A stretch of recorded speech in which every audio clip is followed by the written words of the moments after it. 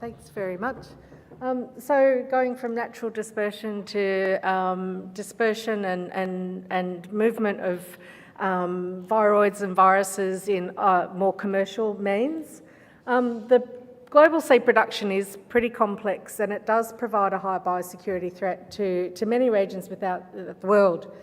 This is just but one example of how seed ends up into different countries. It can begin its life in one country as being developed through breeding programs, and eventually makes its way through to another country where it may be packaged, or it may be moved to another country again where commercial lots are produced that are then dispersed worldwide. Those commercial lots might be then packaged in another country somewhere else.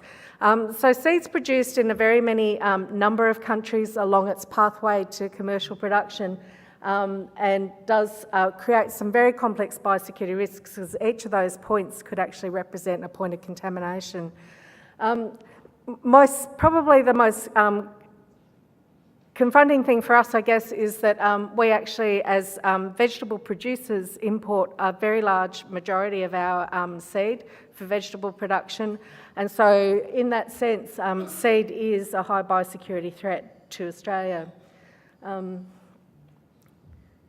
Along those lines, we import our seed either as trial lines. We see a lot of trial lines being introduced into the country. Seed companies tend to bring their seed down to Australia so that they can actually have a look at those trial lines through their off-season, and that brings their commercial seed production more quickly to fruition and production. Am I going forward or backwards? There we go. Or we may actually send some of that trial seed back for alternative trials overseas, and then of course we introduce a lot of our commercial seed production here in Australia. So seed is a significant biosecurity threat from a virus and viroid point of view. There's more than 230 of those that may contaminate seed. They contaminate seed in a variety of ways. They may actually be found on the surface of seed, which you can see here. This is cucumber green mottle mosaic virus sitting on the surface of the seed, but they can also infect seed or contaminate seed under the surface, where they become much more problematic because they're much more difficult to clean in terms of their production. And here you can see cucumber green mottle mosaic virus again under the tester of the seed, under the surface. And here this is potato spindle tuber viroid co-located into the cells of a tomato seed rather than being on the surface.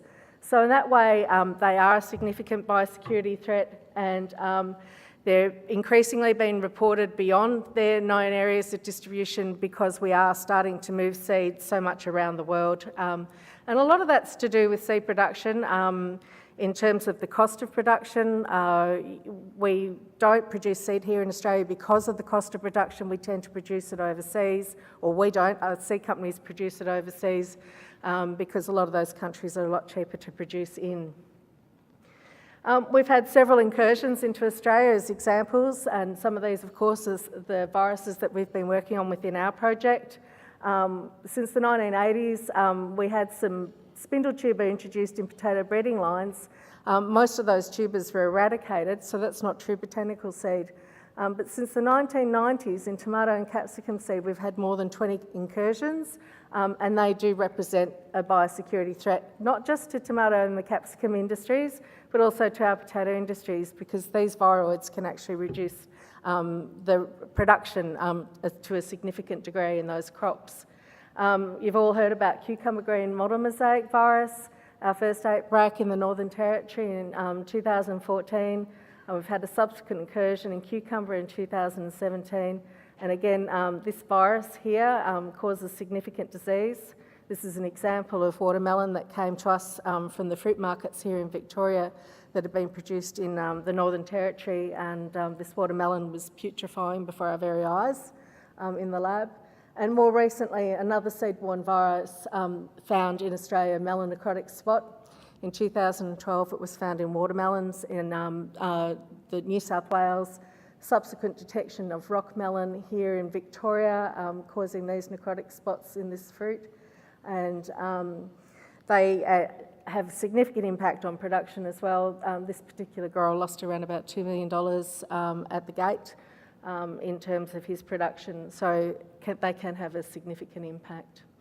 So it's really important to try and test for these at the border and try and prevent their introduction through seed.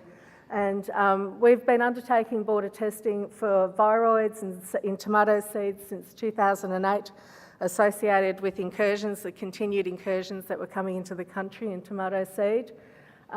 We test for viroids by molecular methods because we can't use some of the other methods that we might use for viruses. And we began by testing specifically for spindle tuber, but in 2012 we had an odd result that we couldn't quite explain, and so we decided to apply a more generic test to see which viroid it might really be. And it turned out that we actually picked up tomato chlorotic dwarf viroid, and subsequent to that we started to pick up pepper chatfruit. Since that time we've picked up numerous viroids, and in 2013 on the back of these results it was decided we'd bring in this generic test to test for all viroids. For cucumber green mottle mosaic virus we test by ELISA. We started testing in 2014 with the outbreak in the Northern Territory. In 2016 we also started testing for melanocotic spot virus with the outbreak in Victoria. And just this year we've been asked to introduce testing for Kyuria green mottle mosaic virus and zucchini green mottle mosaic virus, which are related to CGMV. At the current stage, we test by ELISA, which is a serology-based test, which is okay. It's proven its usefulness. We've actually detected CGMV and melanocotic spot in imported seed coming into the country. But there is a desire to adopt molecular methods, and this is actually becoming increasingly important and because we can test currently by ELISA for KGMV and ZGMV, but we actually also need desperately to adopt testing for PCR because the anti-sera for these two viruses to test by ELISA in the world is running out. So this project's kind of been good in a way because some of the methods that we've been developing within our project to try and move to a molecular method can actually be applied to all four viruses in this instance. The problem with testing at the border is it does have an impact on the importation of production of seed being brought into the country. For the seed companies, it adds costs to their production. Tomato seed can cost anywhere between, to a few cents up to $2 a seed. So when we test for 20,000 seed at the border on large consignments, sometimes those seeds are actually worth $2 and we're crushing $40,000 worth plus the cost of the testing on top of that. So those companies are in for, $44,000 worth of fees to pay. A large cucurbit consignment for testing alone can cost around $1,000. So it would be really nice to be able to encourage testing by trying to minimise the cost to the seed industry. Another problem in terms of importation is that sometimes I know in our lab, and certainly I'm sure the same as in AMI, so there's only 2 onshore labs that do testing, is that we can get inundated with seed and it can actually take quite a number of weeks to turn around the tests, and sometimes that means that seed companies miss important trial dates and planting dates to have a look at new lines, and this can actually slow down innovation within the seed companies themselves and the access of our growers to new lines and new types of seed coming into the country. So there's some lost opportunities there. Some of the cost of testing and the rigour of testing, the seed companies would say, is also reducing the introduction of new specialty lines, and they feel, and it's possible that it's also increasing the importation of seed illegally. So I guess we want to know is how we can minimise that impact without compromising biosecurity, and one of those things is actually improving our diagnostic capacity. And we've had this project, which I'm going to talk a little bit more about, where we've tried to establish some new diagnostic tests, and hopefully we can implement that as a national standard and reduce the risks to our industry, at least, of contaminated seed coming in.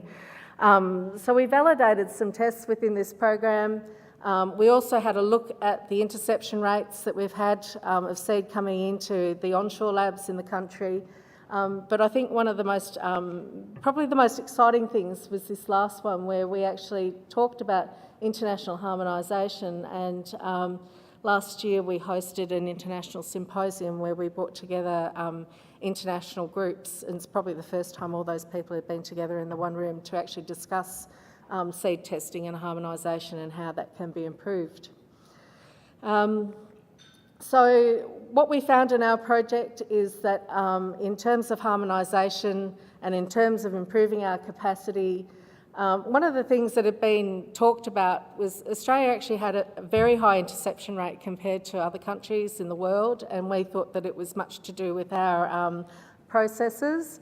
And so we had a look at how we might be able to improve our processes or prove our processes, and we compared our RNA extraction.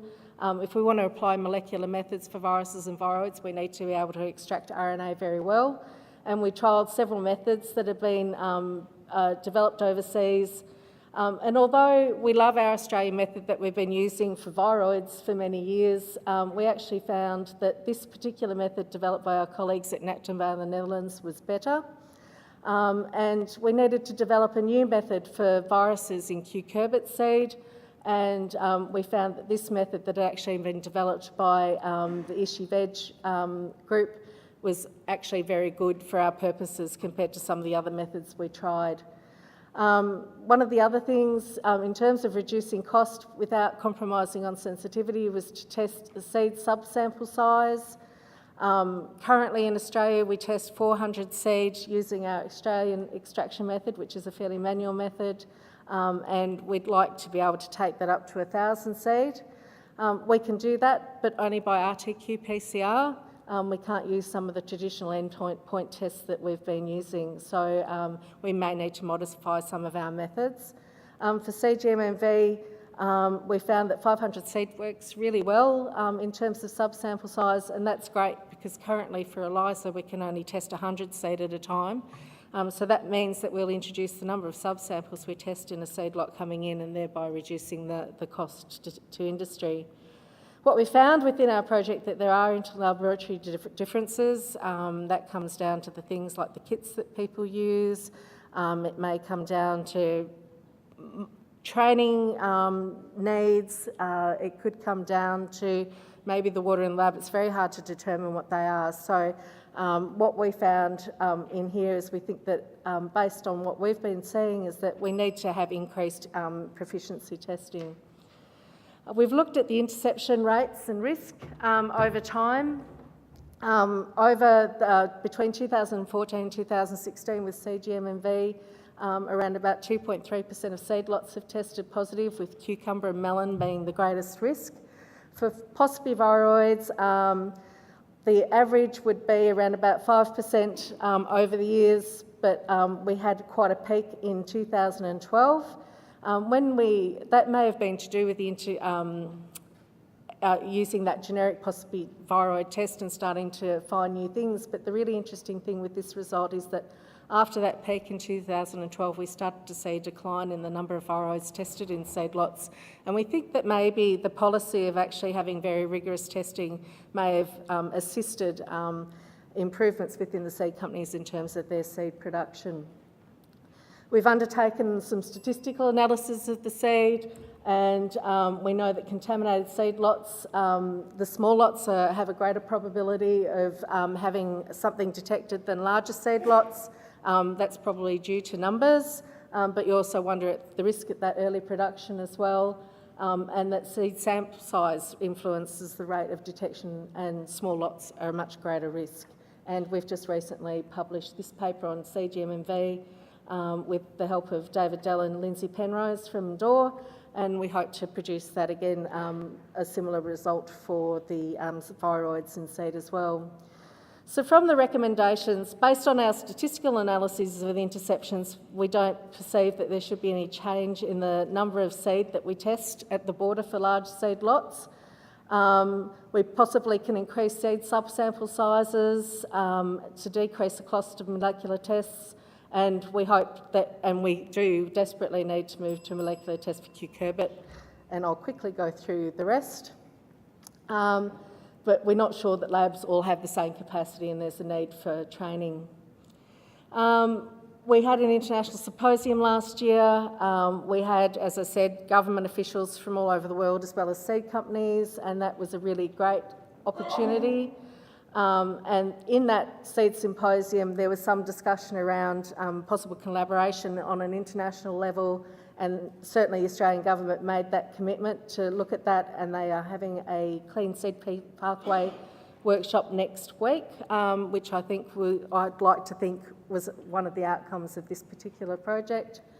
And and some of those things they might look at is offshore testing and maybe a global seed health system. And we'll need significant collaboration to undertake that. But of course, will it be enough to assure our growers here that they will have clean seed? So with that, I'd like to thank the project team, David and Lindsay, and our labs, and the various other people that have contributed to this project. And I'm really sorry for talking too much.